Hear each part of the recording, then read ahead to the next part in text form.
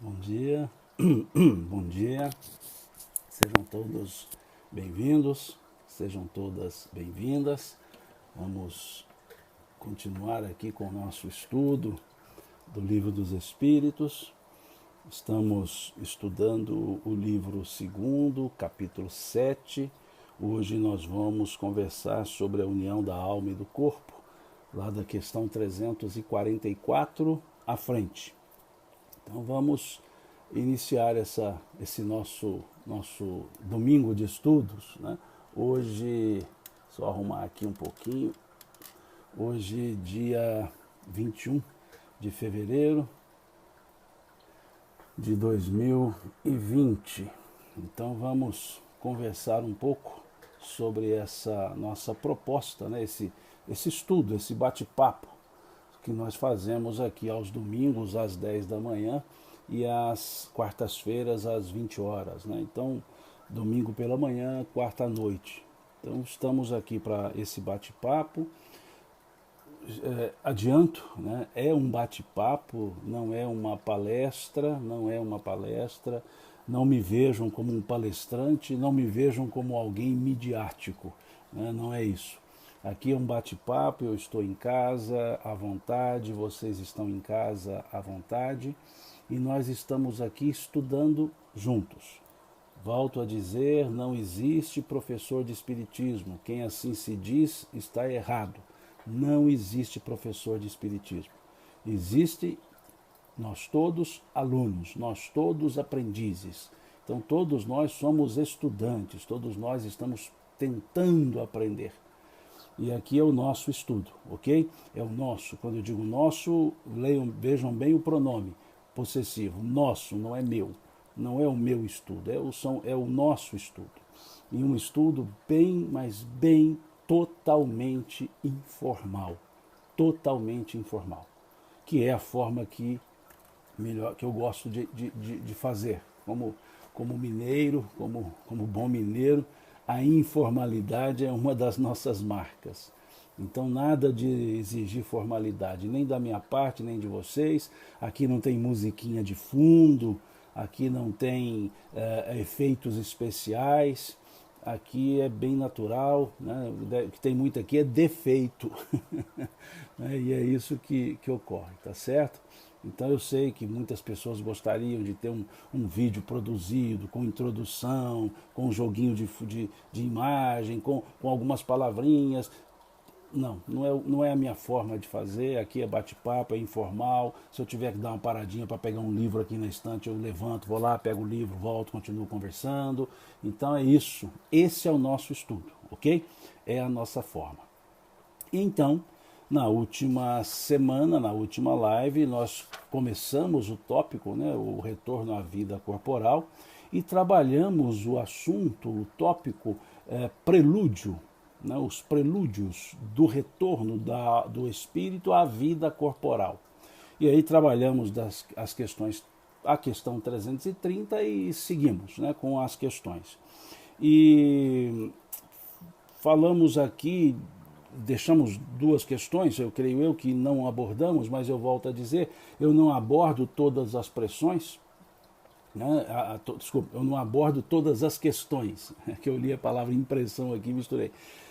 Não abordo todas as questões, só desenvolvemos algumas questões dentro do conjunto do assunto para entabularmos, né, o raciocínio. Então, no tópico ainda prelúdio, né, ou seja, a introdução, né, o prelúdio, aquele começo do retorno, da chegada à vida corporal, aí temos uma pergunta aqui, a 340, que diz: é solene para o espírito o momento da sua encarnação? Realiza esse ato como uma coisa grave e de grande importância para ele? Olha que pergunta interessante. Porque desencarnar é um fato, né? É um ato, desencarnou. Mas a encarnação, né? O vir para a Terra, o encarnar, Kardec pergunta: é solene para o espírito o momento da sua encarnação? Realiza esse ato como uma coisa grave e importante para ele? E olhemos a resposta. É como um viajante que embarca para uma travessia perigosa e que não sabe se encontrará ou não a morte nas ondas que enfrenta. Ou seja, é um ato preparado, é um ato que foi adredemente preparado, intencionalmente preparado, né? A Tereza Cristina diz aqui, bom dia, solene professor. É o bom dia sim, Tereza, agora o solene, estou longe de ser solene, viu? Estou longe dessa questão assim formal. Ainda mais com amigos e amigas que a gente tem aqui. Pensemos nesse sentido, né? O encarnar é um ato preparado. Houve um momento de preparação, já vimos isso lá quando estudamos a questão 258. Então sim, agora o que os espíritos dizem aqui? Eles dizem que é como um viajante. Um viajante, quando vai viajar, ele prepara a viagem. Ele vai verificar a hora de sair, vai ter uma noção do trajeto que ele vai percorrer, vai levar na bagagem aquilo que ele vai precisar durante a viagem. Então, quando aqui os espíritos comparam um viajor a um viajante, é nesse aspecto de preparo, de estar se preparando, por assim dizer, a sua viagem encarnatória. E aqui eles usam Kardec, os espíritos usam uma lógica para o viajante, o navegante. Acho interessante, ele diz, não sabe se encontrará ou não a morte nas ondas que enfrenta, mostrando que é solene, sim. Solene não no sentido de que há toques de trombetas para ele encarnar, mas é algo solene advindo de uma reflexão. Ele reflete, ele analisa, ele escolheu, ele avaliou o seu gênero de provas e se pôs para encarnar. Depois da questão 341, pergunta-se: a incerteza em que se acha quanto à eventualidade do seu triunfo nas provas que vai suportar na vida é para o espírito uma causa de ansiedade antes da encarnação? Interessante, não é? Interessante isso. Essa incerteza que se tem do triunfo das provas, ela causa ansiedade ao espírito que está por encarnar? Naquele momento do prelúdio encarnatório, causa alguma ansiedade? E os espíritos respondem, de uma ansiedade muito grande. Ou seja, essa incerteza enquanto ao sucesso da prova, seria uma causa de ansiedade. Então ele diz, de uma ansiedade muito grande, pois as provas da sua existência o retardarão ou o farão avançar, conforme estiver bem ou mal suportado. Então veja que interessante. Gera assim uma ansiedade, em que sentido? Vai dar certo ou não? E olha que os espíritos dizem, uma ansiedade muito grande. Porque é toda uma encarnação que está ali à sua frente, que houve sim uma programação para esse fim, mas uma programação cuja efetividade, a concretude, a efetividade, depende da atitude do encarnado ou do encarnante. Então gera sim uma ansiedade. E aí a 343, os espíritos amigos que nos acompanham na vida são por vezes os que vemos em sonho, que nos testemunham afeto e que se nos apresentam com feições desconhecidas? Muito frequentemente são eles. Vêm visitar-vos como ides visitar o encarcerado. A Tereza Cristina diz aqui, talvez como ir prestar um concurso. Exatamente, Tereza. Nós nos preparamos para o concurso.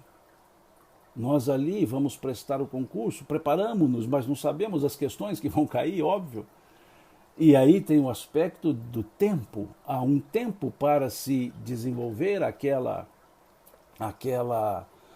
prova, por assim dizer, aquele concurso. Então são essa ansiedade, que eu chamaria de uma ansiedade natural, né? Uma ansiedade bem natural. mas nada que não seja trabalhado pelo Espírito. E aqui, uma vez chegando, nós veremos outras questões, acaba que o esquecimento vai nos dando um senso de coisas inusitadas, mas as coisas inusitadas foram programadas. É onde nós muitas vezes precisamos usar a nossa intuição. Essa busca, né, no nosso íntimo, naquilo que André Luiz chamou de memória subliminar. É esse o sentido. E aí então, caminhamos para um... e aqui essa última questão, ela é interessante. Seja bem-vinda, Andréia, ela diz é a primeira vez que está por aqui, seja bem-vinda, como todos os outros também são bem-vindos, mas ela coloca pela primeira vez. Então, Andréia, eu sempre gosto de explicar a dinâmica, né, do nosso estudo. Então, eu não leio todas as questões, eu leio uma questão, leio outra, dentro do tópico. Muitas vezes crio associação entre questões, buscando questões que estão à frente, questões que já foram trabalhadas anteriormente, buscando outras referências bibliográficas, é um bate-papo. Então, não tem a obrigatoriedade da leitura sequencial de todas as questões.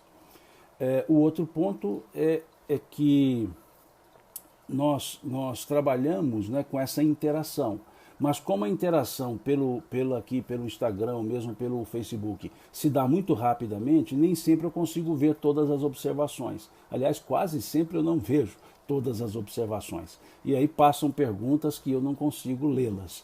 Quando eu consigo, eu tento respondê-las, mas nem sempre eu consigo até lê-las, porque passa muito rápido e são muitas interações, ok? Só para explicar, a Andréia está entrando hoje pela primeira vez, e os outros que tenham entrado pela primeira vez, apenas para explicar a dinâmica do nosso estudo, né? Ana Cláudia também está dizendo que é pela primeira vez que está aqui hoje no estudo.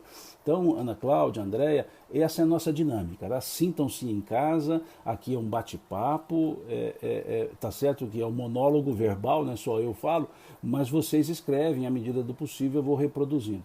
Então, hora eu estou olhando aqui para o Instagram, hora eu estou olhando aqui para o Facebook, porque são dois aparelhos separados, né? Eu não tenho ainda a dinâmica de fazer os dois simultaneamente, e até eu acho interessante porque aí eu vejo separadamente aqui as comunicações, as ponderações, tá? Então esse é o nosso estudo, essa é a nossa forma de fazer, bem informal, tá? Fiquem à vontade, não tem nada programado aqui, nada previamente programado, não tem nenhum recurso aqui prévio programado, não. É um estudo, é um bate-papo, tá certo?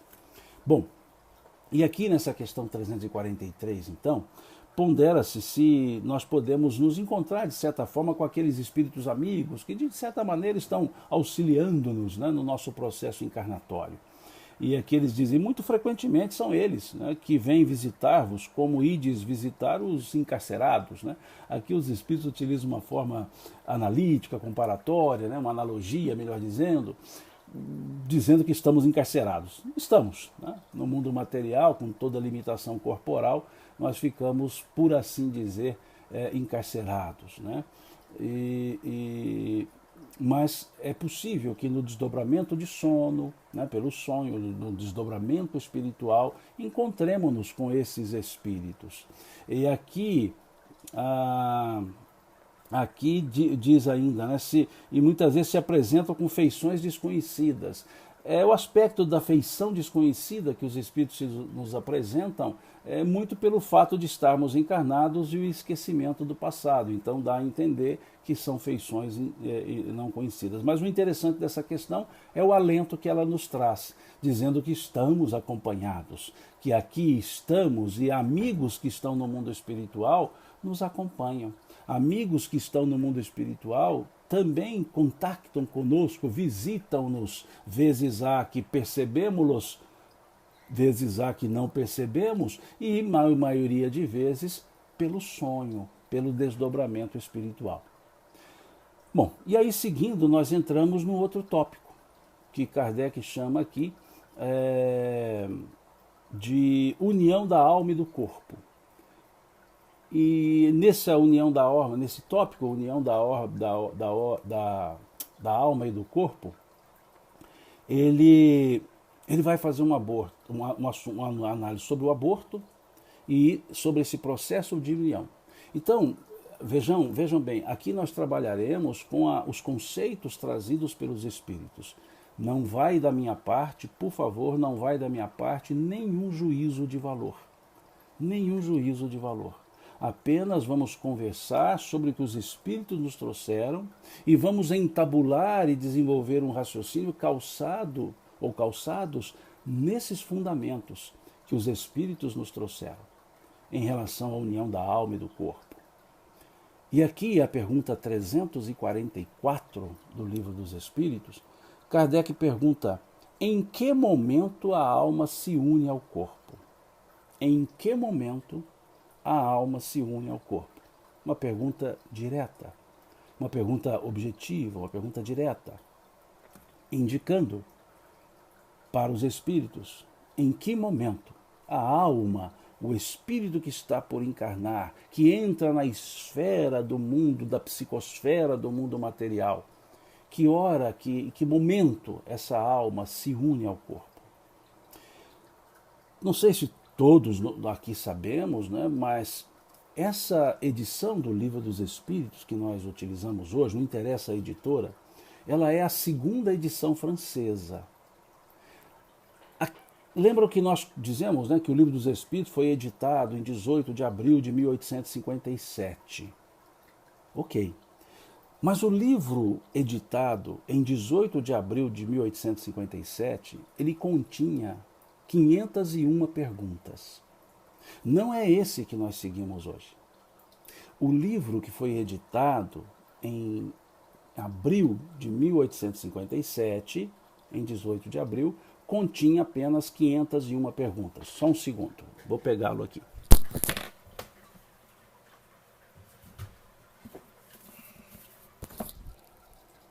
É esse o livro.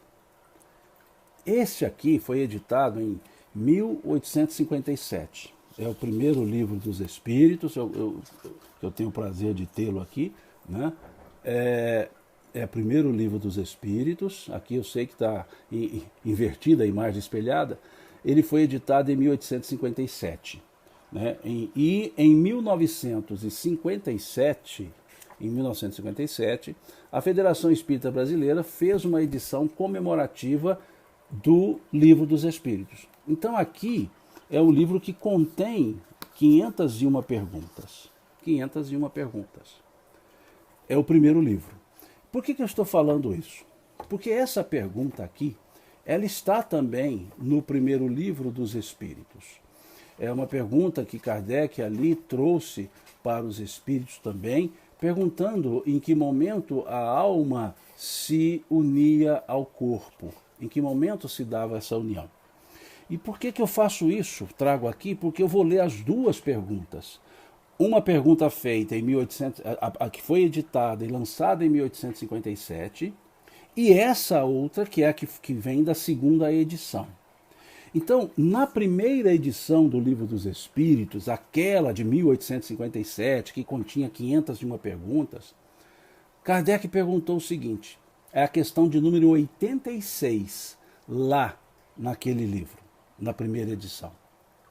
Em que momento a alma se une ao corpo? A resposta dos Espíritos: ao nascimento. Ponto. Foi só essa resposta dada. Questão 86 da primeira edição do Livro dos Espíritos, aquela de 1857, que continha 501 perguntas. Essa questão 86 é a mesma questão. Estou só fazendo uma anotação aqui, porque eu vou conversando e anotando também. Estou só anotando aqui a fonte. Essa questão 86, lá do primeiro livro, os Espíritos responderam no nascimento. Ponto. Em 1860, desenvolveu-se, Kardec propôs uma segunda edição. E ele, lá no livro Obras Póstumas, sugiro que leiam lá no livro Obras Póstumas, segunda parte, os Espíritos dizem, não será uma segunda edição, é como se fosse um novo livro, dizem eles. E aqui eu tenho a mania, eu guardo o selo, esse é o selo do centenário da edição, esse é o do bicentenário de Kardec, eu guardo aqui, fica dentro do primeiro livro. Bom, então, Nessa segunda edição, os Espíritos disseram, será como se fosse um novo livro. Por quê? Porque essa segunda edição foram 1019 perguntas, mais do que o dobro da primeira edição. E nessa segunda edição, então, Kardec fazendo a mesma pergunta, agora a questão 344, agora a pergunta 344, em que momento a alma se une ao corpo, os Espíritos já desdobram essa resposta. É como se Kardec tivesse conversado, olha, vocês deram uma resposta muito lacônica, uma resposta muito que permite muita divagação nessa questão 86 do primeiro livro dos Espíritos. E aí ele pergunta novamente. E a gente percebe que por ser dada uma nova resposta, ter trazido uma resposta mais ampla, e não nova, mais ampla, Kardec refez essa pergunta. Porque se ele não tivesse refeito, ele teria reproduzido a mesma pergunta com a mesma resposta. Porque as outras questões que vieram das 501, em várias outras, foram mantidas, tanto a pergunta quanto a resposta. Mas essa não. A questão 86, que lá foi a mesma pergunta e obteve uma resposta muito, muito curta, aqui os Espíritos agora desdobram essa resposta, o que mostra que Kardec perguntou novamente. Kardec percebeu que haveria um certo espaço para interpretações muito perigosas. E ele então trouxe a pergunta novamente. E olha agora a clareza e perfeição desse desdobramento que os Espíritos fizeram na resposta. Questão 86 do primeiro livro dos Espíritos. Em que momento a alma se une ao corpo? No nascimento. Questão 344 do Livro dos Espíritos, a partir da segunda edição. Em que momento a alma se une ao corpo? Agora vem uma aula. A união começa na concepção. A união começa na concepção, mas só se completa no momento do nascimento. Vejam como os Espíritos alongaram, porque percebeu-se que aquela resposta no nascimento seria o final do processo. E os Espíritos agora explicaram o processo.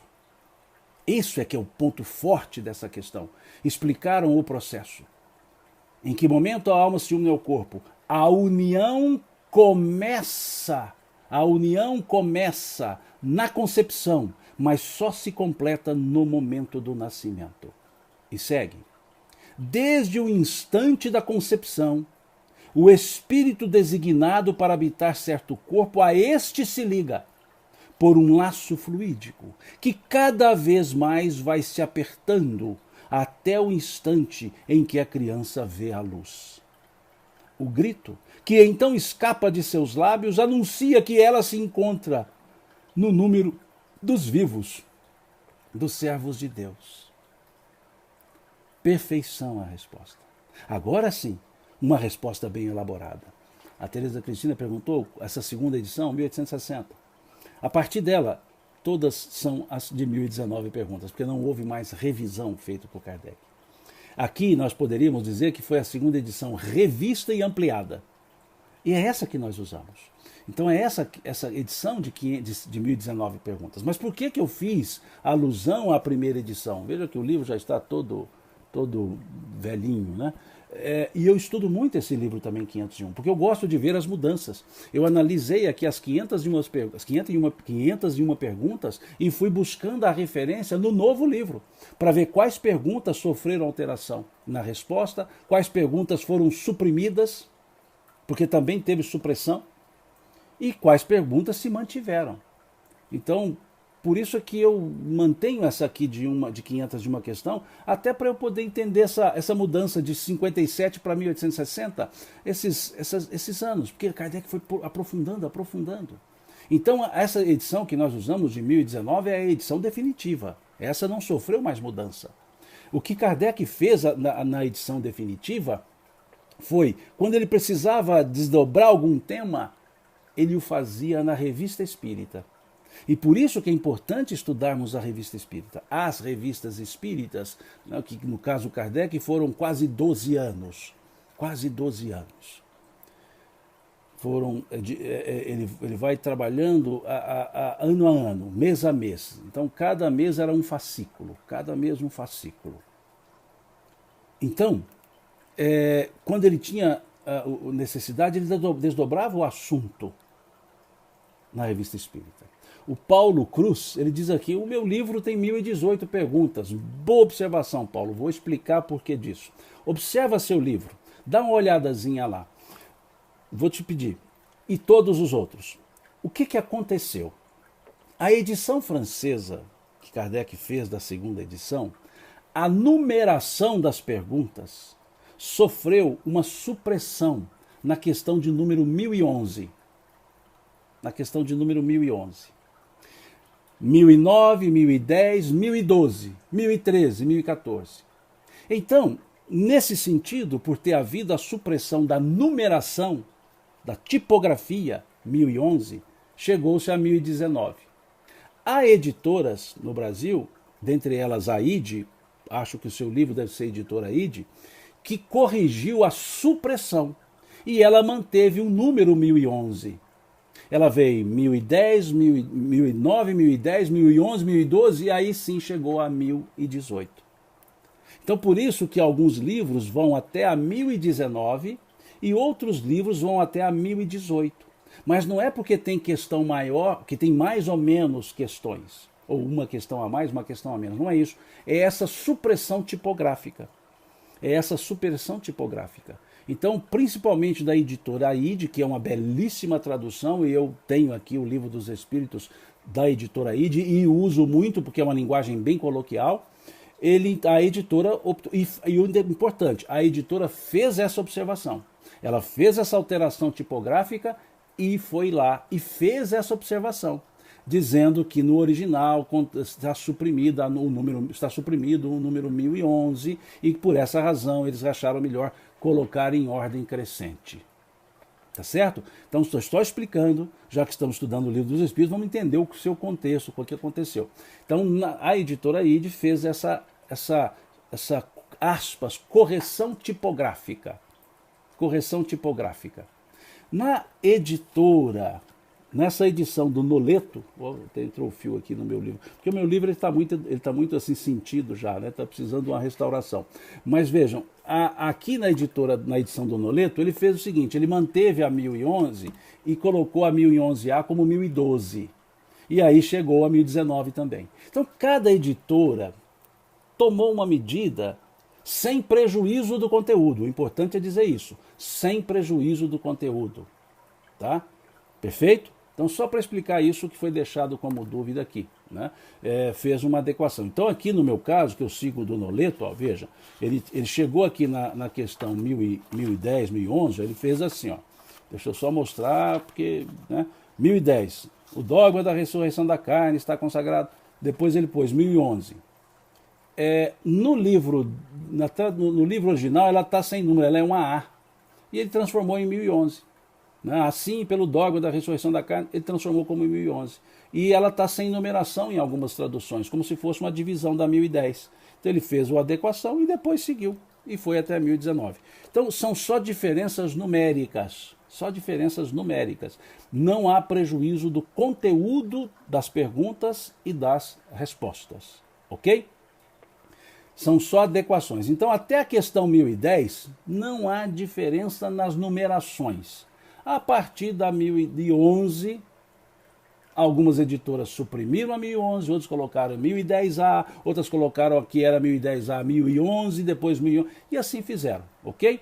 É só para explicar isso, tá? Para isso e fim, ok? A Grazi pergunta, Simão, para ir de 501 para 1019, Kardec fez várias regiões novamente? Sim. Ele explica isso, Grazi. Lá no livro Obras Póstumas, segunda parte, Minha Missão, ele vai falar do Livro dos Espíritos. Então Kardec é que explica isso, por que ele passou, por que ele aumentou, né? E ele mesmo vai dizer que não se trata de uma nova edição, e sim quase que de uma nova obra, porque ela foi totalmente reformulada, diz ele, ok? São palavras de Kardec, são falas de Kardec. Eu sugiro então que leiam lá no livro Obras Póstumas, segunda parte, Minha Missão, que são esses comentários que Kardec fez explicando essa questão do Livro dos Espíritos, ok? Feitas essas observações, que eu acho pertinente, eu acho que quem estuda um livro precisa conhecer o livro, é importante ver essas diferenças de perguntas, é importante saber que houve duas edições diferentes, né? Uma edição legal lá de de 1857, outra edição, a segunda edição, e assim vai, ok? Então sigamos aqui. Em que momento a alma se une ao corpo? Começa a união, começa na concepção, mas só se completa no nascimento. Então, desde o momento da concepção, já está unindo o espírito ao corpo. Vamos seguir, que essa questão é desdobrada, Kardec vai desdobrá-la. A união começa na concepção, mas só se completa no momento do nascimento. Desde o instante da concepção, o espírito designado para habitar certo corpo, a este se liga por um laço fluídico, que cada vez mais, grifem aí, eu vou grifar aqui, ó, cada vez mais vai se apertando até o instante que a criança vê a luz. Então começa numa vinculação, e à medida que vai desenvolvendo o corpo físico, vai se intensificando essa ligação espiritual.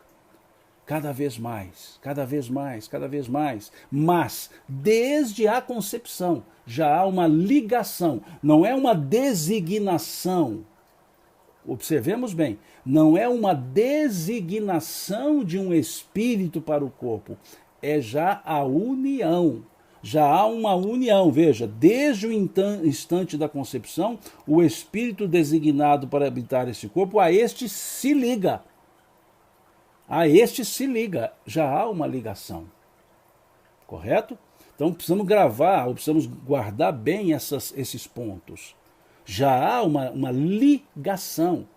Não é só uma designação. O espírito designado não é só uma designação. É uma ligação. E que cada vez mais se vai apertando até o instante em que a criança vê a luz. O grito, então, que escapa dos seus lábios anuncia que se encontra no número dos vivos e dos servos de Deus. Quaisquer concepções, in vitro, não in vitro, vamos lá,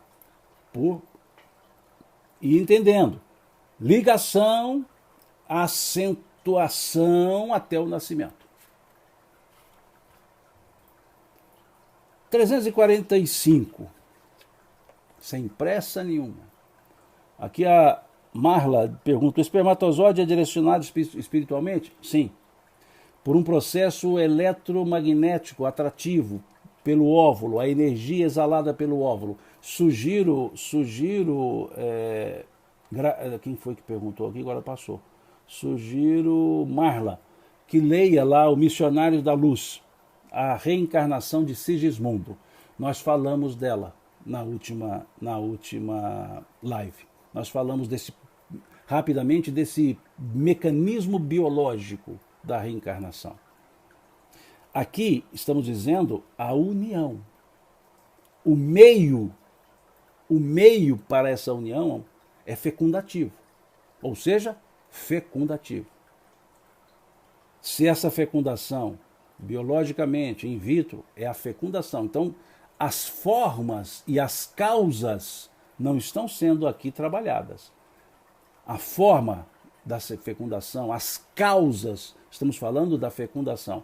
Desde que haja um espírito designado, há necessidade para que ele ligue-se ao corpo, óbvio, a fecundação, porque senão não haverá o corpo. Somente a fecundação gera a condição de um corpo, o embrião, o ovo, o embrião, o óvulo, que depois vira um ovo, vamos dizer assim, fecundado, o embrião. Então estamos falando do ato da concepção. Aqui o Haroldo diz, e a questão de André Luiz diz que a encarnação se completa por volta de 7 anos. Haroldo, essa fala não é de André Luiz, essa fala é de Emmanuel. Ela está na questão 109 do livro Consolador. Lá na questão 109 do livro Consolador, Emmanuel vai trabalhar essa ideia dizendo que a criança, até por volta dos 7 anos, ainda está adaptando-se à encarnação. Então sugiro aqui que vejam a questão 109 do livro O Consolador. é uma fala de Emmanuel, não é André Luiz, é uma fala de Emmanuel, em que ele vai desenvolver esse raciocínio belíssimo, posso até lê-lo aqui, se me der um tempinho, eu pego aqui o Consolador, só um segundinho. Está aqui. Tá. Como disse, o nosso estudo é informal, nós vamos buscando os livros. Estou aqui na estante, tá, os que estão mais próximos eu pego. Agora, tem uns que estão na quarta prateleira, eu não consigo pegar. Mas só para explicar esse aspecto aqui que o Haroldo nos trouxe, né, que na verdade é a questão 109 do livro Consolador. Veja o que nos fala aqui Emmanuel nessa questão 109, mas é só para didática, que eu entendo que quando surge uma pergunta assim, que está no contexto, a gente acaba lendo, né? Veja o que está a questão 109. O período infantil é o mais importante para a tarefa educativa? O período infantil, responde Emmanuel, é o mais sério e o mais propício à assimilação dos princípios educativos. Até aos 7 anos, o espírito ainda se encontra em fase de adaptação para a nova existência que lhe compete no mundo. Então veja, é um processo adaptativo, não é um processo reencarnatório. Veja aqui, ó. Até os 7 anos, até os 7 anos a criança, perceberam? Então aqui Emmanuel faz uma alusão para o processo educativo, que até os 7 anos o espírito está mais absorto, ele está mais em condições de perceber, de receber as impressões que vêm do mundo dos espíritos. Então, é nesse sentido que Emmanuel trabalha, e aí, Haroldo, eu sugiro, nós chegaremos já a essa questão, eu sugiro que você faça a linkagem, né, o link dessa questão 109 com a questão 383 do Livro dos Espíritos. Nós veremos que as duas vão tratar com a mesma característica, do mesmo assunto, com duas características complementares. Então, quando chegarmos na questão 383, deixa eu só dar um pulinho nela aqui e fazer essa anotação para eu não me esquecer. Quando chegarmos na questão 383, eu vou escrever aqui, ó, 109 Consolador. E quando chegar na 383, nós vamos fazer um estudo melhorzinho dessa questão 109 do Consolador. Então eu já anotei de lado aqui para eu não me esquecer quando chegarmos, no dia que chegarmos nessa questão 383. Eu acho que ficou claro, né, Haroldo? Acho que deu uma ideia, né, para esse entendimento. Né? E desculpe essa informalidade, viu? Eu levantei aqui 2 vezes para buscar livros, né, porque eu acho que ajuda. A pessoa faz uma pergunta bem dentro do contexto e aí eu vou lá e busco sendo possível, eu busco, porque tem livro aqui que está lá na prateleira de cima, lá os livros sobre obsessão, mediunidade, ficam lá em cima, aí eu tenho que pegar uma escadinha para subir, tá? Então, me desculpem, né? Esse fim, tá certo? A Vânia perguntou que edição que é essa do Consolador. Essa edição é o seguinte, essa edição é minha, no sentido de capa, é porque o meu Consolador foi tão usado, que ele foi se estragando, daí eu levei numa encadernadora e pedi que fizesse uma capa dura para ele, porque eu trabalho muito com esse livro, eu estou sempre pegando o livro, então eu pedi que fizesse uma capa dura, e essa já é a segunda capa, viu, para o livro Consolador, tá? Então, muitas vezes eu peço para fazer isso, eu peço para encadernar a capa para ficar mais fácil, né? Legal? Bom, vamos seguindo no nosso bate-papo. Tá bom, hoje está movimentado, hein? Muita pergunta aqui assim, que leva a gente a trabalhar. Então vamos lá na questão 345. A união entre o espírito e o corpo é definitiva desde o momento da concepção?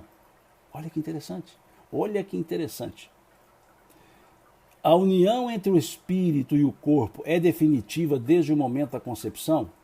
Durante esse primeiro período, o espírito poderia renunciar a habitar o corpo que lhe está destinado? Tudo isso aqui é dentro da fase de gestação. Tá?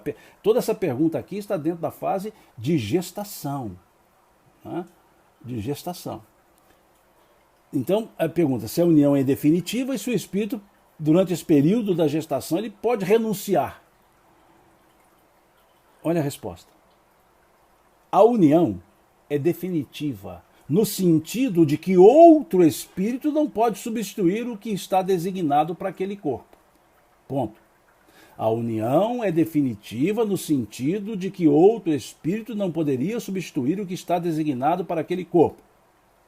Mas, vejam a sequência, mas, como os laços que o prendem ao corpo ainda são muito fracos, facilmente se rompem e podem ser rompidos pela vontade do Espírito, se este recua diante da prova que escolheu. Nesse caso, a criança não vinga. Nossa, a resposta é claríssima, não precisamos desdobrá-la tanto assim. É claríssima. A união é definitiva? É, porque esse espírito habita o corpo e outro espírito não poderá habitá-lo, só ele. Mas durante esse período, como nós vimos na questão anterior, na 344, que os laços vão se apertando à medida que o processo gestacional vai seguindo, então eles dizem que como o laço ainda é estreito, ainda é tênue, pode o espírito, por decisão dele, por vontade, vejam, pela vontade do espírito, esses laços se rompem e podem ser rompidos pela vontade do espírito. E se esse se recua diante da prova que escolheu. E aqui alguns colocam os abortos espontâneos também, podem ser. Pode ser por esse recuo, mas pode ser também por uma questão fisiológica. Então é muito importante nós não... Eu sempre disse isso aqui em vários estudos, em várias conversas nossas, nós não podemos responder a uma pergunta com uma só resposta, como se tudo fosse aquela resposta, tudo se fundamentasse naquela resposta. Não, não, não. Nós temos que pensar o seguinte: então o espírito recua, o aborto espontâneo é por causa disso. Também, porque pode ser por questões fisiológicas que o espírito não está recuando, mas a fisiologia, a estrutura biológica, fisiológica não está em condições de seguir. E aí, vejam, esse aborto espontâneo não foi pela recusa do espírito, foi pela impossibilidade corporal, que estaria nas provas para os pais e para o espírito. Nós veremos a seguir. Tem questões sobre isso aqui. Agora, pode acontecer de questões fisiológicas perfeitas e o espírito não optar em não encarnar. Ok? Aqui a Grazi disse, e questões fisiológicas podem impacto na questão espiritual? Sim, pode fazer parte da prova. Pode fazer parte da prova escolhida? Sim. Por isso que nós temos, gente, vou abrir um ligeiro parêntese, por isso que nós temos que associar questões. Porque vejam, para analisar essa questão 345, nós precisamos de avaliar a questão 258, 259. Por quê? Porque lá fala da escolha das provas. E lá diz que o espírito escolhe. Então, se as coisas ocorrem de maneira natural, é porque estão ligadas às questões das provas. Perceberam isso?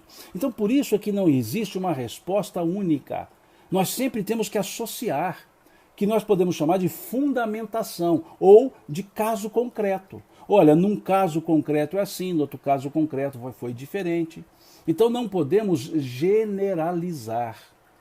Talvez um erro, uma falácia é a generalização. Eu vou chamar de reducionismo. É pegar aquilo que é gênero e querer colocar todo o gênero em uma só espécie. É querer colocar todo o gênero em uma só espécie. E um gênero de coisas permite N espécies de casos concretos. Então nós temos que tomar esse cuidado e avaliar. Pode ser por esse motivo, pode ser por outro motivo. Está dentro do conceito das provas. Por isso estamos estudando o livro todo. Já olhamos uma pergunta, olhamos outra, olhamos outra, olhamos outra. Porque é preciso criar essas associações para que possamos conjecturar. E mesmo assim é conjectura. Mesmo assim é conjectura. Perceberam? Por que é conjectura? Porque há situações que nós devemos fazer analogias.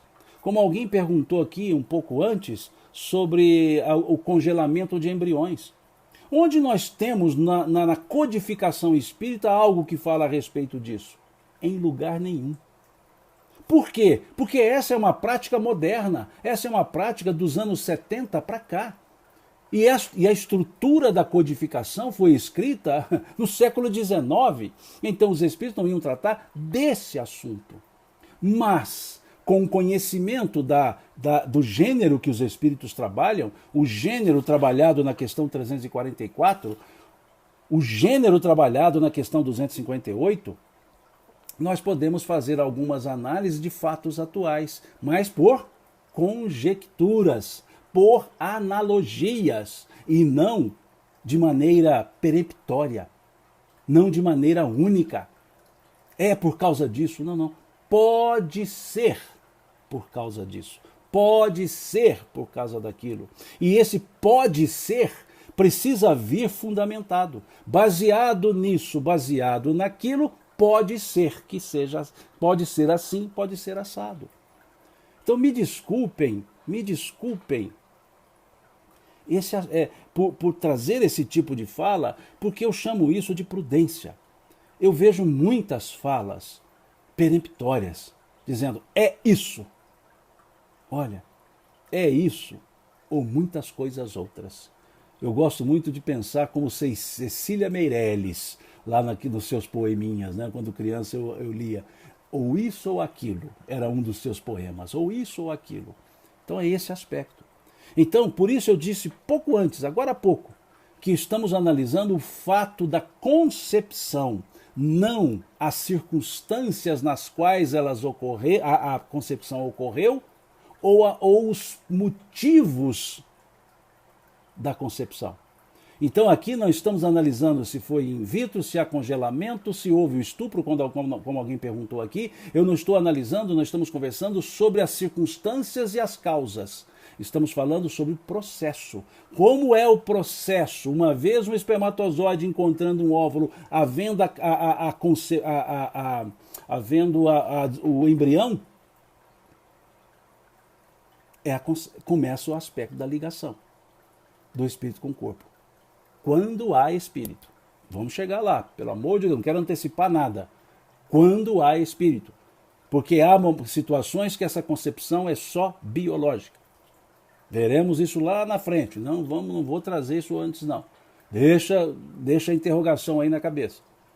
Mas adianto. Aí eles perguntam, o que acontecerá? O espírito, haverá a morte do embrião. Porque pode haver, não tem como um corpo com vida própria sem a presença espiritual. Porque até aquele momento ali é vida orgânica concebida, constituída, ou melhor dizendo, mantida pela mãe. Vamos ver isso à frente, Então aqui, por isso eu disse no início, logo como começamos a live, eu disse que não faríamos juízo de valor. Circunstâncias, motivos, causas, não são juízos de valor que estabeleceremos. Estamos falando só do momento da concepção. A partir desse conceito, a partir dessa fundamentação do início da concepção, do início da união, é que nós podemos depois desenvolver raciocínios sobre o aborto. Por isso a questão do aborto está mais à frente. Quis Kardec que primeiro se fundamentasse, porque senão é um acho daqui, um acho dali, não. E havendo a fundamentação, é fácil falar sobre o fato, sem juízo de valor, apenas o fato. Entenderam? Entendemos? Eu vejo aqui várias pessoas, ou várias vezes, né, pedindo para ir a questão 136, eu sei que já faz um tempinho que a pessoa colocou, que vai falar, a alma é independente do princípio vital, o corpo é apenas um envoltório. Exatamente, veja, a alma, nós já estudamos isso aqui em lives anteriores, aliás, nos debruçamos muito, tá? E aí eu não vi quem foi a pessoa que sugeriu a questão 136, eu sugiro que, ao ler a 136, a 136A, que olhe também a questão 345, que é essa que nós estamos falando agora, que olhe o item 128 do Livro dos Médiuns, e ainda olhe a questão 156 do Livro dos Espíritos. Né? Ok? É uma sugestão que eu dou.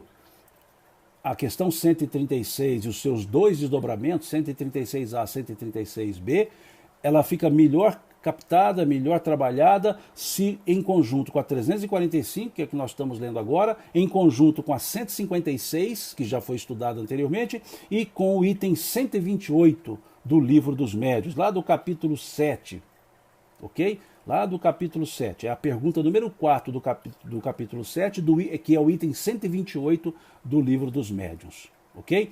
E aí sim, fica muito clara essa ideia, mas aqui fica muito clara que alma, corpo, São distintos e se unem. Se unem, ok? E a 136A, para seguir na ideia da 136, que foi sugerida aqui por uma pessoa, desculpe que o nome passou rapidamente, eu não gravei. Diz, o corpo pode existir sem alma? Sim. Entretanto, desde que cessa a vida do corpo, a alma abandona. Antes do nascimento, ainda não há união definitiva. Perfeito, é o que está na questão 345 e está também na questão 344. Tanto não é definitiva no sentido de que o espírito pode deixar esse corpo, mas é definitiva no sentido de que outro espírito não pode habitar. Então, quando se olha somente essa questão 136A, vai dizer a união não é definitiva, dá a entender o seguinte, um espírito deixa, outro chega. Não. Aí aqui na 345 eles explicam, a união é definitiva no sentido de que outro espírito não poderia substituir. Então ela é definitiva, ok? Mas diz que o espírito pode desistir. Eu até...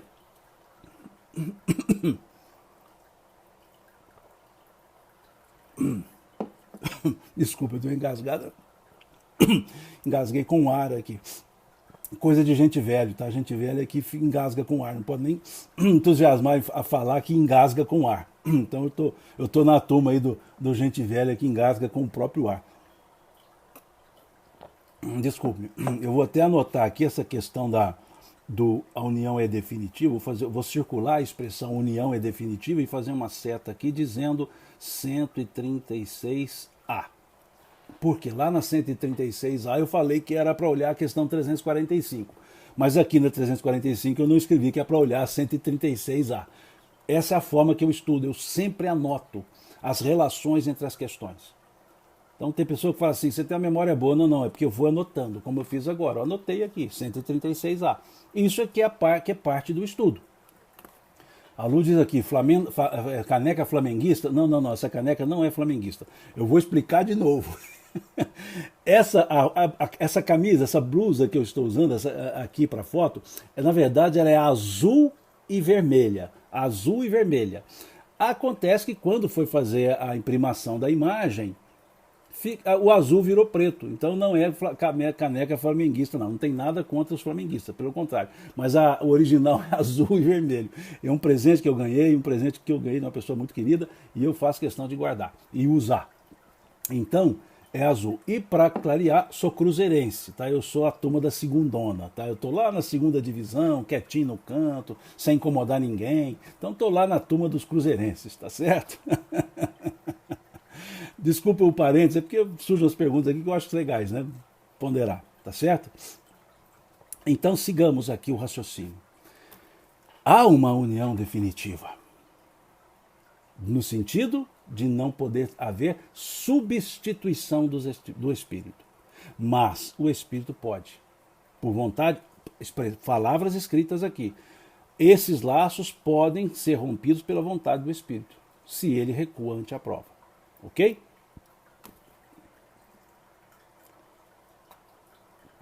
Então vamos lá.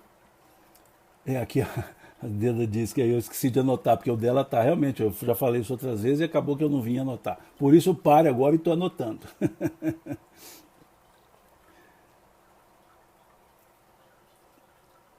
Aqui a Carla diz assim, Simão, quando puderes, poderia me esclarecer sobre a posição do espiritismo sobre a utilização de células-tronco embrionárias? Pois já li alguns espíritas que são contra. Carla, veja só, a posição do espiritismo não dá para se dizer. É a posição dos espíritas que analisam esse fato. Por isso muitos são contra, outros a favor. Por que não dá para dizer a posição do espiritismo? Porque na codificação e nas obras subsidiárias, que digamos, embasadas, esse assunto não foi trazido. E se esse assunto não foi trazido, não dá para falar que é a opinião do espiritismo. Dá para falar que é a opinião dos espíritas que analisaram o fato à luz dos ensinos espíritas e, por analogia, fundamentaram o raciocínio. Ok? Então é nesse sentido. Então muitos dizem que, por exemplo, muitos dizem que alguns métodos contraceptivos são abortivos. É a opinião daquela pessoa que fez um estudo e buscou fundamentação. Está claro isso? Então vamos tomar esse cuidado. para não tributar ao espiritismo a opinião do espírita. Mas a opinião do espírita, de outro espírita, de outra espírita, de um espírito, de outro espírito, são válidas se coincidem e se fundamentam em raciocínio espírita e buscam a bases do pensamento espírita para fundamentar o raciocínio. Então são válidas as respostas dadas pelos espíritas, são válidas as respostas dadas pelos espíritos, desde que fundamentadas, calçadas, raciocinadas no pensamento espírita, baseado num pensamento, e mesmo assim são conjecturas. Agora, quando advém de espíritos as respostas, a sugestão é que haja correlação direta com o pensamento kardeciano e que haja aquele método que Kardec propôs. É um método que Kardec propôs que não era só para ele utilizar, era para todos utilizarem, que ele chamou de controle universal da comunicação dos espíritos, que ele explica isso lá na introdução do Evangelho segundo o Espiritismo. Controle universal da comunicação dos espíritos. Ou seja, quando espíritos diferentes, por médiuns diferentes, em locais diferentes, sem contatos uns com os outros, trazem o mesmo raciocínio, a mesma resposta, o mesmo assunto. Ok? Então, isso é que Kardec chamou de controle universal da comunicação dos espíritos. Não é 2 espíritos, 3 espíritos falando pelo mesmo médium. Vejam, são vários espíritos por médiuns diferentes e sem contato entre eles que trazem as mesmas ideias. Aí Kardec dizia, dava crédito. Ok? Vamos lá, vamos voltar aqui. Questão então 346. O que acontece ao espírito se o corpo que ele escolheu morre antes de nascer? Escolhe outro. A resposta assim bem rapidinha. Escolhe outro. Qual pode ser a utilidade dessas mortes prematuras? As imperfeições da matéria são a causa mais frequente dessas mortes. Eu estou lendo assim porque Kardec faz depois na pergunta seguinte a mesma característica. Olha que legal. A 346, ele pergunta assim, qual pode ser a utilidade dessas mortes prematuras? Ele fala de forma geral, né, a utilidade. E os espíritos responderam como se fosse causa. As imperfeições da matéria são a causa mais frequente dessas mortes. Vejamos que a pergunta de Kardec foi qual pode ser a utilidade dessas mortes. E os espíritos responderam como causa. As imperfeições da matéria são a causa mais frequente dessas mortes. E aí Kardec faz a pergunta de novo, 347. Qual a utilidade de o espírito encarnar num corpo que morre poucos dias depois do nascimento? Aí Kardec desdobra a pergunta. Eu acho 10 isso, gente. Eu acho perfeito. Vejam como Kardec dialogava com os espíritos. Vejam como ele dialogava. Ele fez uma pergunta trazendo a ideia de qual a utilidade, mas ele fez ela de forma genérica. Qual a utilidade dessas mortes prematuras? Os espíritos então deram como resposta a uma pergunta como se fosse qual a causa. Ele diz, a imperfeição da matéria é mais frequente. Veja, mais frequente. E aí ele faz outra pergunta. Qual a utilidade do espírito, de um espírito encarnar num corpo que morre poucos dias depois? Veja como ele vai mais específico. Antes da resposta, essa pergunta aqui, 346A, veja que ela responde àquela pergunta que muitos fizeram aqui sobre o aborto espontâneo, que o espírito desiste. Então, veja, sim um espírito, é uma causa do aborto espontâneo. Mas olha essa questão, as imperfeições da matéria são a causa mais frequente dessas mortes. Mais frequente. Então veja que muitas vezes é no processo de provas, é a própria estrutura fisiológica que não consegue levar a efeito. Baseado na questão 346. Estou dizendo que é assim? Não, estou dizendo que pode também ser assim. Baseado em quê? Na resposta da questão 346A, que eu já vou fazer uma seta ligando aqui a palavra, a expressão vontade do Espírito. Ok? E vejamos então a resposta dessa questão 347 que os espíritos deram. Qual a utilidade de um espírito encarnar num corpo que morre poucos dias depois de nascido? O ser não tem consciência plena de sua vida. A importância da morte é quase nula. Muitas vezes, como já dissemos, é uma prova para os pais. Olha, quase nula, não quer dizer que é nula, quase nula. Muitas vezes, não quer dizer todas as vezes. Então prestemos atenção nas palavras. Muitas vezes não quer dizer todas as vezes. Muitas vezes, como já dissemos, é uma prova para os pais. Dentro dos processos encarnatórios, é aquela prova da perda, perda. Não vamos entrar nessa, que tem uns que quando eu falo perda ficam bravos. Não é perda, não vamos entrar nessa celeuma, tá? Embora Kardec utilize o termo perda de entes queridos. Mas vamos entrar nisso não. Então veja, não vamos colocar todas as vezes é prova para os pais. Não, pelo amor de Deus, não vamos colocar isso não. Aqui foi escrito muitas vezes. Então há situações que não são causas para os pais. E há situação que é para o espírito.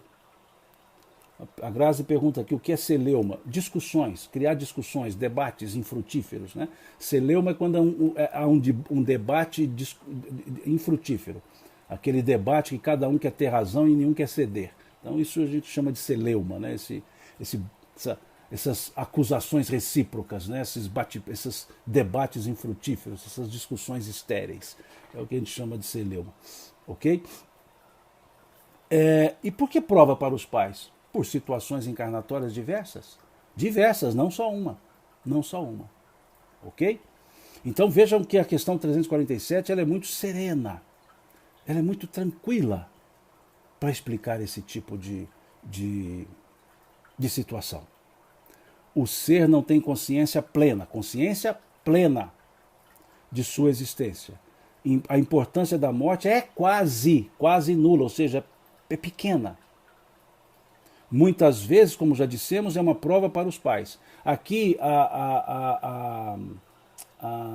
alguém aqui colocou que na tradução está frequentemente.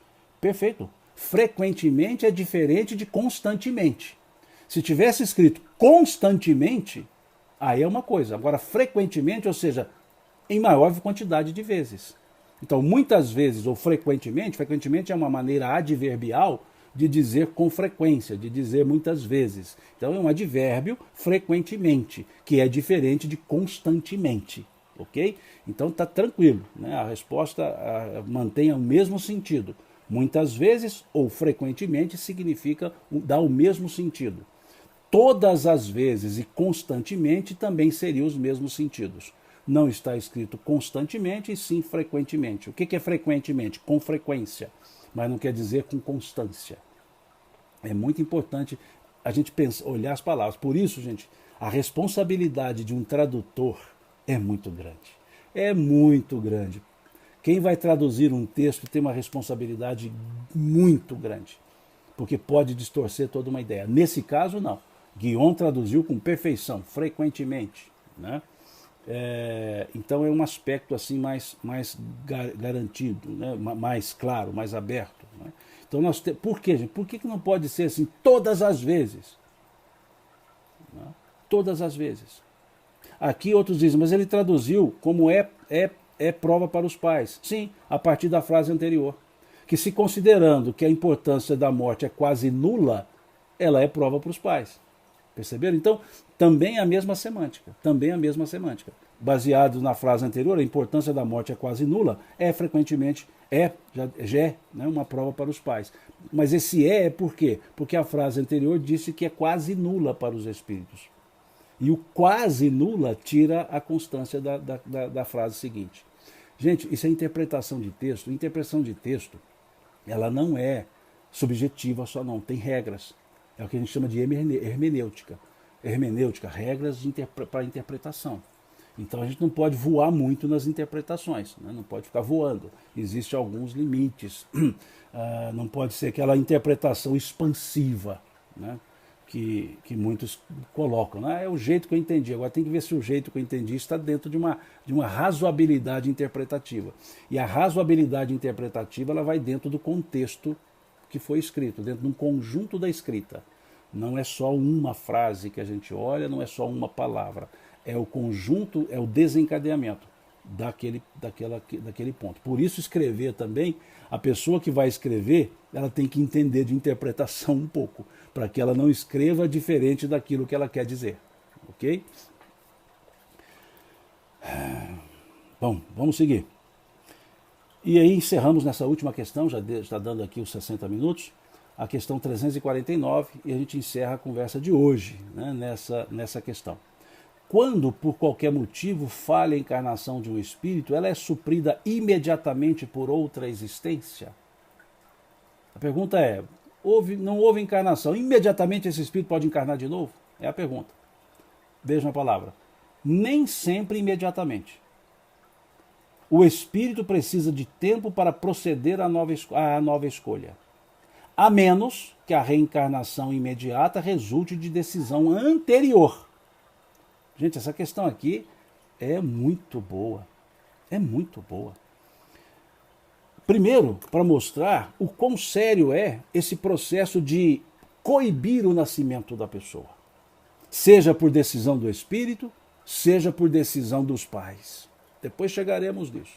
Significa que esse espírito, para reencarnar de novo, vai ter que organizar a sua vida. Vai ter que se reorganizar, em regra.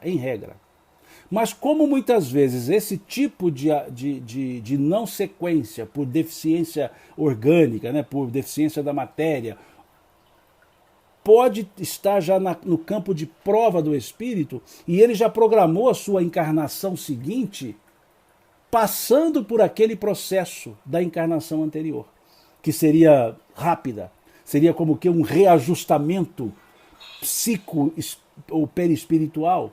Então isso é que eles querem dizer, que pode também ter sido resultante de a não ser que se resulte de uma decisão anterior. Então, para que o espírito encarnasse, tivesse condição de nascer, era necessário passar por uma outra encarnação que não levaria ao nascimento, que haveria, eu vou usar um termo mais coloquial, não vingaria. Mas era importante para o espírito aquela fase, como o quê? Uma fase de aproximação das energias materiais, para que ele se ajustasse melhor para a outra encarnação sim vingar. Aí sim, vingar no sentido de ter bom efeito, não é vingança não, pelo amor de Deus. Então, esse tipo aqui é que está incluso nessa última frase. A menos que a reencarnação imediata resulte de decisão anterior. E nós temos várias obras que vão trazendo isso. Várias obras que vão trazendo isso. Das situações em que o espírito precisa de aproximar das energias mais densas da matéria numa encarnação, num processo de fecundação que não terá efeito. Ele terminará antes. E logo em seguida ele encarna. Mas isso foi decisão anterior, ou seja, fazia parte da encarnação seguinte, eu precisaria da primeira como um preparo para chegar naquela. Então, nesses casos, ela pode ser imediata. Mas, em regra, salvo esses casos, em regra, e não necessariamente pela mesma mãe, diz a doutora Marlene aqui, perfeito, muito bem colocado, muito bem colocado, doutora Marlene. Em regra, não é imediata a encarnação seguinte. E nos casos de programados, ou já programados, adredemente programados, né, intencionalmente programado, pode inclusive não ser pelos mesmos pais. Pode também, claro.